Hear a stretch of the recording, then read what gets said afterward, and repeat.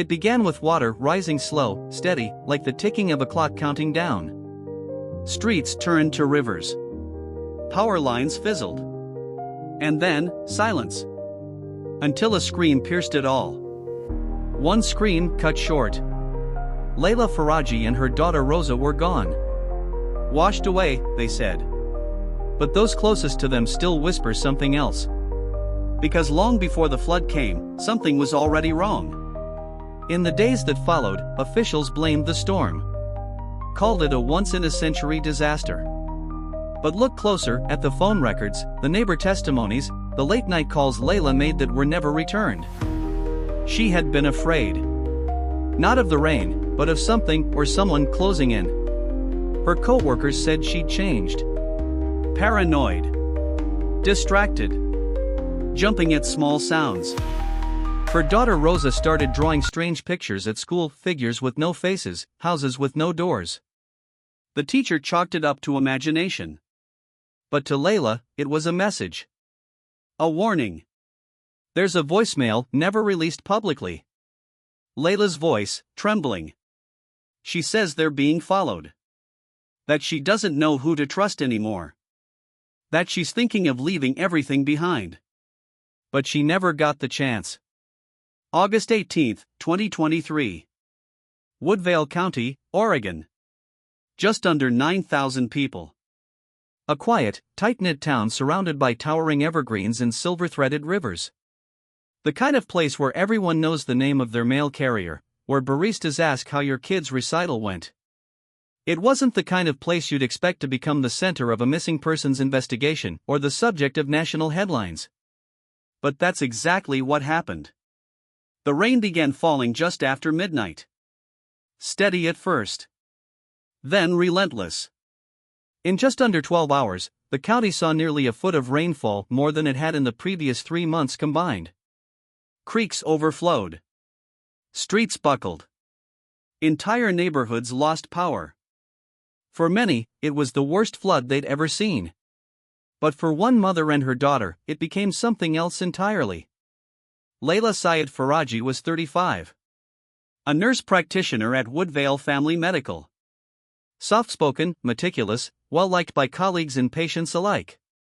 She had lived in Woodvale since Rosa was born, raising her daughter on her own since the age of 28, after moving back from California. Her co-workers remember how she always left post-it notes in the staff room, reminders to hydrate, words of encouragement on hard days. Small things. But they added up. Rosa Faraji, age 7. First grade student at Pine Hollow Elementary. She loved stargazing, coloring outside the lines, and pretending to be a principal who saves recess. Her teachers said she had an imagination that never switched off. She would draw little comic books and gift them to her classmates. She had just lost her first tooth. Layla kept it in a tiny box, next to a folded note Rosa had written, "Dear future me, always be kind." On the morning before the flood, they were seen at the local bakery, Layla ordering coffee, Rosa tugging on her arm, pointing at cupcakes with bright pink frosting. It was just another ordinary day. Smiles. Small talk. The scent of cinnamon in the air. Layla paid in cash, tucked her phone into her back pocket, and the two walked off beneath a growing sky. No one realized it would be the last time anyone would see them alive. Layla had posted to her social media that afternoon something hopeful. A photo of Rosa in oversized rain boots, splashing in puddles on their street, holding up a cardboard sign she'd decorated herself, "Stormy days can't stop sunshine." It was timestamped 3:42 p.m. Just 20 minutes before the first emergency alert buzzed through town. When the rain intensified, when roads began washing out, when cell service dropped, neighbors assumed everyone was staying inside, weathering the storm. But by nightfall, Layla and Rosa hadn't checked in. Their car was found abandoned, doors locked, keys inside, 3 blocks from their home. There was no sign of struggle. No footprints. Just an open umbrella, half-crushed, caught against a storm drain. The current had long since washed everything else away. At first, authorities assumed the worst, another heartbreaking casualty of nature's force. But those who knew Layla, really knew her, began to ask questions. Why had she made those strange phone calls the week before? Why was she so afraid lately? Why was Rosa suddenly drawing such disturbing images at school, images no 7-year-old should even understand? The official explanation was flood-related disappearance. But beneath that, another possibility lingered. The day began like any other. Mild temperatures. Patchy clouds. But by mid-morning, meteorologists noticed something strange, a cold front hovering just above the Cascades, unusually still. By noon, radar lit up in red and orange bands stretching across the valley. Flood advisories were issued. A warning pinged every phone in Woodvale County at 3:27 p.m. Still, Layla Faraji decided to run a quick errand. Witnesses later confirmed she and Rosa left home around 3:30. The grocery store. The pharmacy. Nothing unusual. Just a normal routine, with one small difference. At each stop, Layla looked over her shoulder. Kept her phone clutched tightly in her hand. And, according to a clerk at Tomlin's Market, she whispered, "We won't be long." Phone records placed them on Crestwood Avenue at 4:05 p.m., heading west. They were minutes from home. One turn away. But they would never make it back. Animated radar showing the cold front growing stronger. A time-stamped emergency alert flashing on a phone screen. Surveillance footage of Layla buying groceries, Rosa spinning near the cart. Dashcam-like reconstruction of the route they took, ending abruptly near a low-lying road. A text from Layla to a friend left unread, "Home soon." 4:13 p.m. The first 911 call came from a man stuck in a truck on Langley Road. Floodwaters had breached the curb and were swallowing vehicles whole. Calls flooded the dispatch center in the next 10 minutes, over 70 in total. Among them, one from Layla Faraji. "I'm stuck, my car isn't moving, my daughter's with me, we're in the underpass near the creek, it's coming in through the doors." Eyewitnesses reported seeing a silver SUV submerged up to the windows in the underpass on Crestwood. 2 figures inside. One adult, one child. A woman was heard screaming, trying to open the door with one arm while holding someone with the other. And then, the current surged. The car vanished. Recreated audio waveform of the 911 call with chilling static. Blurred footage from a neighbor's security camera showing headlights in rising water. Eyewitness sketches, shadows behind rain-streaked windshields. A close-up on muddy floodwater rushing through the underpass, violent and fast. By the time first responders reached the location, there was nothing left. No vehicle. No people. Only the sound of rushing water and a child's umbrella tangled in a barbed wire fence. A search was launched at dawn. Helicopters, divers, volunteers. They combed the woods, the banks of the creek, miles of farmland now underwater. They found tire tracks near the underpass, ending at the edge of the flood. A scarf. A waterlogged doll. And then, hours later, something else. 200 yards downstream, caught in a thorn bush, was a single pink shoe. Size 2. Rosa's. Hope began to fade. But questions multiplied. Why had the car doors been locked? Why was Layla driving that route, one she usually avoided in heavy rain?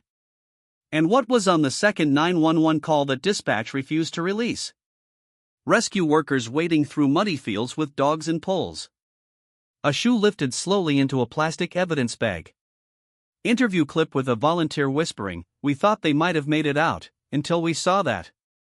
A paused 911 audio file labeled redacted, restricted access. Drone footage of the town, eerily quiet the morning after. 36 hours later, a fisherman spotted something caught beneath a collapsed bridge 6 miles downstream. Authorities were called in. The area was cordoned off. And by nightfall, the bodies of Layla and Rosa Faraji were recovered from the silted banks of Miller Creek. They were found together, Layla's arms still wrapped around her daughter. The autopsy confirmed their identities. Cause of death, consistent with drowning. But that's where the answers stopped. At Pine Hollow Elementary, students left hand-drawn notes at Rosa's empty desk. At the clinic, Layla's co-workers lit candles and played her favorite music in the break room. A vigil was held in the town square. Hundreds showed up, umbrellas raised to the still drizzling sky.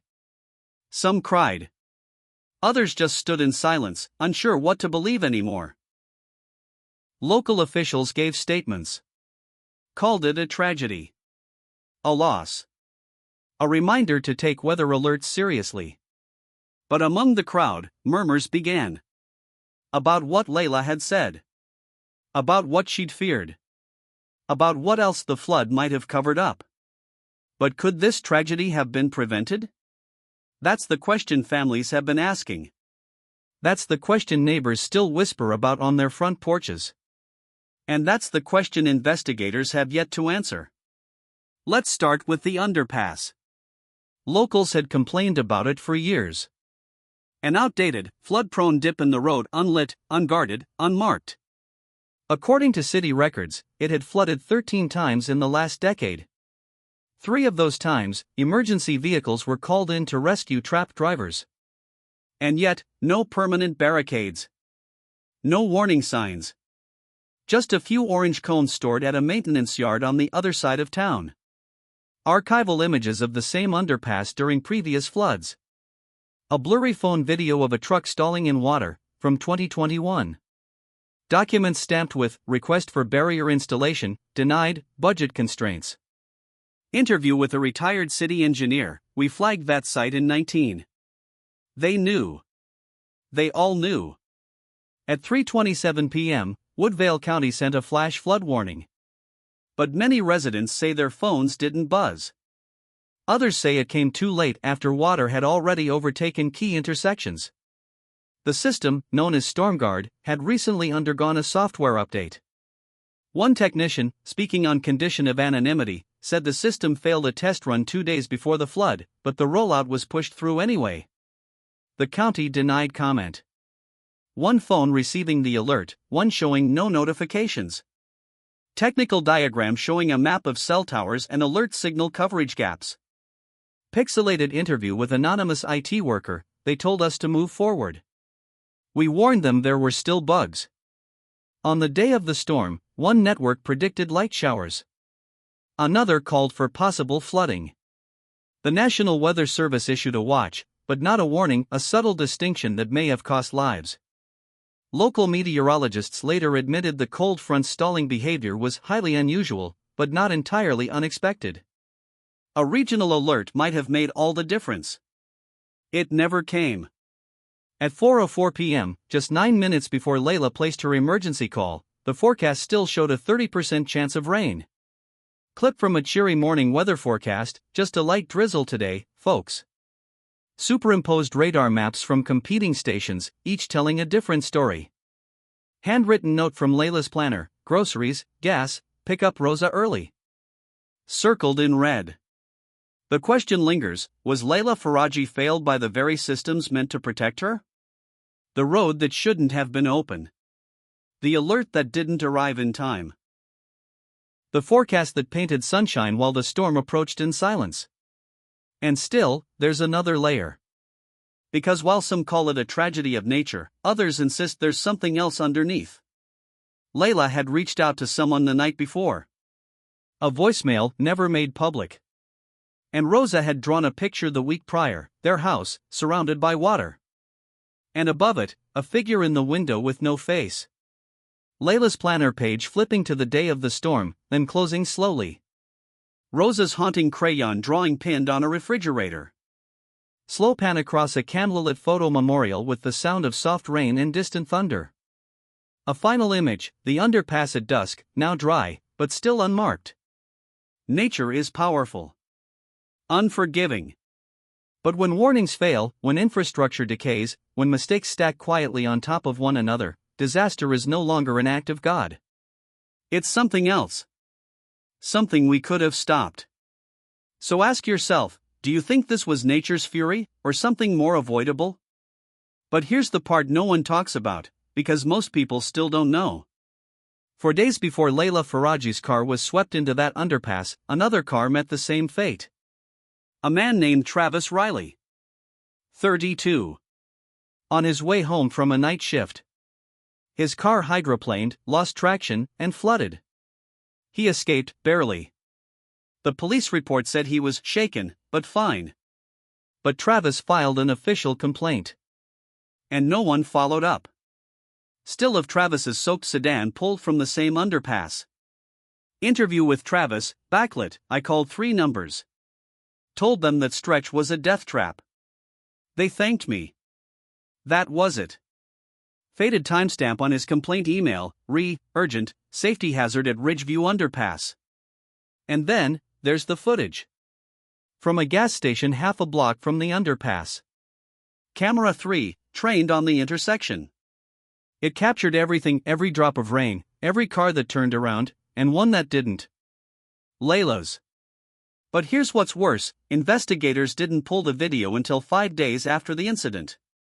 By then, vital footage had been automatically overwritten. A glitch, they claimed. But the business owner says he called the police the night it happened. Grainy security footage showing a silver vehicle approaching the flooded road. Split screen, timestamped call logs from the gas station, voicemail transcription with the line, "You need to see this tape. Somebody's gonna get hurt." Reporter voiceover reading from redacted incident logs, no video requested at this time. Meanwhile, City Hall held a meeting just 2 months prior. Agenda item number 4, proposed delay in flood control upgrades. The motion passed. Budget constraints. Emergency funds redirected to downtown beautification projects.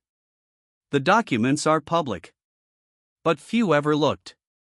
One email from a senior engineer, marked urgent, warned of structural risk.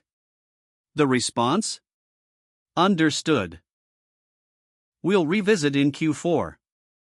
Layla and Rosa died in Q3. Flashing across screen, public city council meeting footage, council members shifting in their seats. Bolded memo, budget reallocation, Ridgeview storm drain project delayed. Soundbite from local activist, they were warned. They had the money. They chose silence. A mother and child died in water they never should have driven through. A car before them proved the danger. A camera saw what officials didn't. A memo warned of consequences. And yet, no action. No urgency. No admission of fault. Some call it red tape. Others, negligence. But for the families left behind, it feels like something more deliberate. More haunting. Side-by-side shots of City Hall and the flooded underpass, both silent.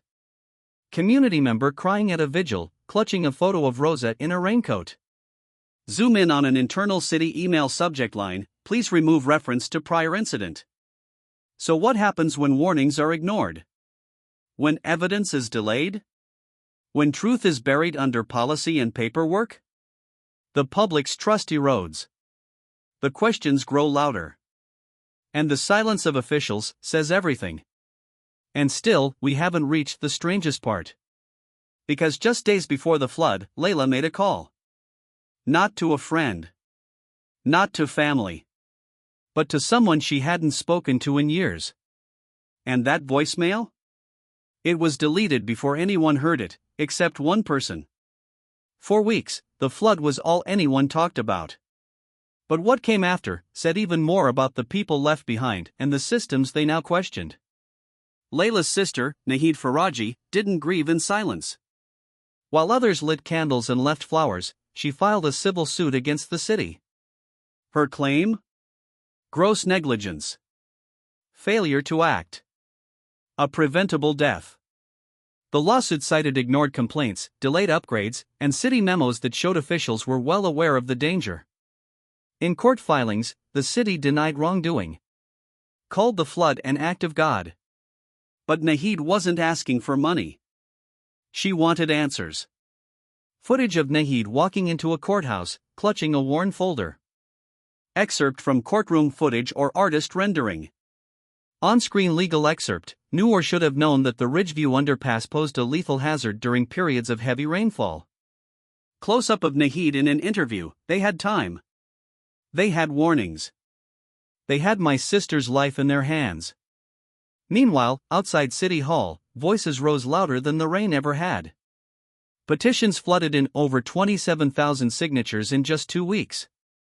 Protesters stood in the same street where Rosa once rode her bike. Their signs read, "Fix the flood.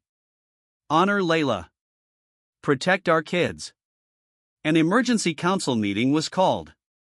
A motion passed for immediate infrastructure review, but it came too late for the Farajis. Critics say the move was performative. A photo op. Others say it was finally a start. Montage of protests, candlelight vigils, impromptu memorials beside the underpass. Overhead shot of protesters holding umbrellas, chanting in unison, "This is our water. This is their blood." City Council press conference, tone defensive. Sign, "Layla and Rosa deserved better." Weeks later, the city launched a task force. Flash flood alerts were updated. Road sensors installed. Barriers placed at known flood zones. But there were no public apologies. No resignations. No admissions of guilt. Some called it progress. Others called it the bare minimum. Engineers installing new water gauges. Flashback of previous unprotected intersections. A local journalist's voice overlaying footage, "It took death to stir action." The real question now, will it last? Out of the wreckage came something unexpected, the Faraji Foundation.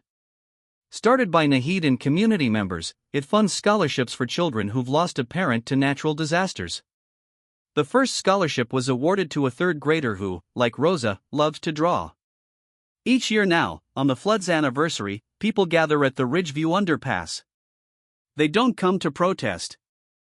They come to remember. To lay down flowers. To tell Rosa's story. And to make sure no one forgets the cost of silence. Soft visuals of children's artwork hung on a wire fence. The Faraji Foundation logo fades in over a drawing of Rosa as a teacher. Nahid hugging a scholarship recipient. People laying roses at the edge of the underpass, candles flickering. Justice wasn't just about pointing fingers. It was about ensuring this never happens again.